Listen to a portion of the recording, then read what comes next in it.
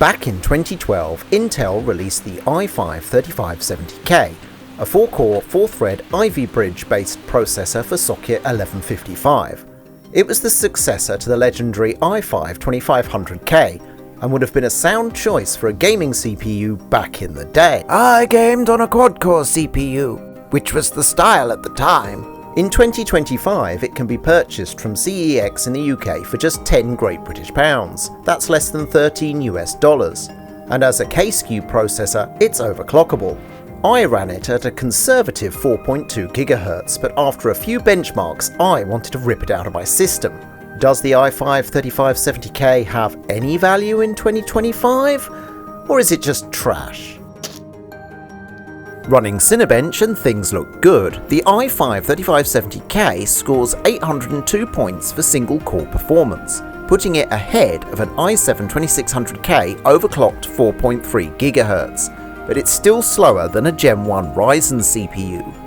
For multi-core, it scores 2,987, that's nearly 1,000 points behind the overclocked i7-2600K. So while we've got some reasonable single-core performance, multi-core performance is pretty weak. Starting off with something easy, and that's 2012's Dishonored, running at 1080p high with Vsync enabled. The system has no issues with an average frame rate of 60 FPS, a 1% low of 36.5 FPS, and a 0.1% low of 30.9. There's no issues with the i5-3570K, so moving on. 2013's Bioshock Infinite also doesn't give our system any trouble at all on the Ultra preset with diffused depth of field. With the average frame rate hitting 62.8 FPS, a 1% low of 48.4 FPS and a 0.1% low of 45.4 FPS, there's no issues here. The Thief remake from 2014 runs almost identically to Bioshock except at 1080p normal settings with an average frame rate of 62.2 FPS, a 1% low of 44.2 FPS and a 0.1% low of 41.8 FPS. The i5-3570K is still holding up in 2014 titles.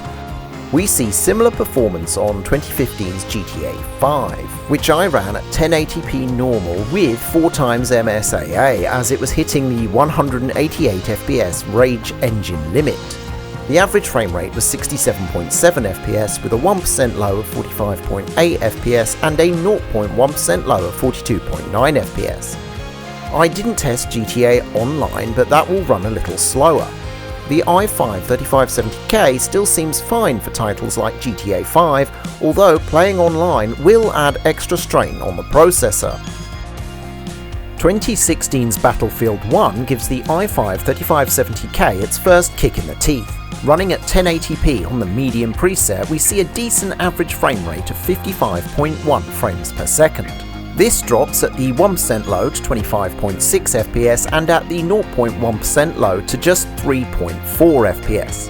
We don't appear to be going over the GTX 660 Ti's 2GB frame buffer or system memory, but the CPU does regularly spike to 100% utilization, and this could be the cause of our inconsistent performance. An online shooter like Battlefield 1 just isn't enjoyable with such poor frame times, and I believe this is down to the i5-3570K. Fortnite is another title that really demonstrates the i5-3570K's shortcomings. Running at 1080p low on the performance renderer, the i5-3570K hit maximum utilization many times. It was so choked up it was not able to fully supply the GTX 660 Ti, a GPU released in the same year as this CPU. This is shown in our results. While we have an average frame rate of 121.5 FPS, the 1% low was 1.3 FPS and the 0.1% low was just 0.8 FPS. You could lock the FPS to 60 to give the CPU some more breathing room, which would help smooth out the frame time, or you could just put in a better CPU. The i5-3570K surprised me in the shadow of the Tomb Raider benchmark at 1080p low, as it's quite a CPU-intensive game. While it does hit 100% utilization at times, it seems capable of supplying the GPU with enough data to render, as we see hardly any drops from 99% utilization. The average frame rate was 44.9 frames per second, with a 1% low of 31.7 FPS and a 0.1% low of 30.5 FPS. It seems you can have a smooth gaming experience in Shadow of the Tomb Raider using an i5 3570K. Apex Legends is another title where the i5 can hit maximum utilization, but it doesn't seem to impact our frame times too much. Running at 1080p low, we see an average frame rate of 73.7 frames per second, a 1% low of 46.7 FPS and a 0.1% low of 30.5 FPS. Certainly playable, but you might want to drop the resolution or use some upscaling for a more competitive experience. I had real trouble completing the benchmark in Red Dead Redemption 2 as it crashed several times at the same point during the benchmark. This is probably down to the GPU drivers being out of date.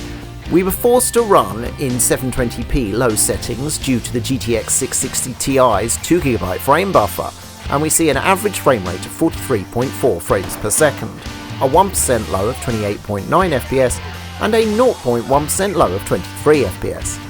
It's a console-like experience at a lower resolution, but there are no apparent issues running Red Dead Redemption 2 on this quad-core i5. Assassin's Creed Odyssey is quite a CPU-intensive game, and we can see that in the video as CPU utilization hits 100%. Still, it seemed able to supply mostly enough data to the GPU as utilization is about 98%. The average frame rate was 38.7 frames per second, with a 1% low of 28.9 FPS and a 0.1% low of 24 FPS.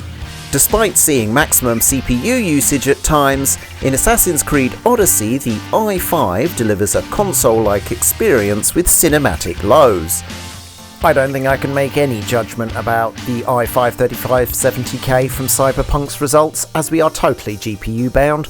Apparently the GTX 660 Ti manages an average frame rate of 17.6 FPS, a 1% low of 10.9 FPS and a 0.1% low of 10.2 FPS. FarCry 6 continuously crashed, but Spiderman Remastered ran, and unfortunately we can see the same issues as Cyberpunk. We're GPU bound at 1080p very low with dynamic resolution targeting 30 FPS, which we don't manage most of the time.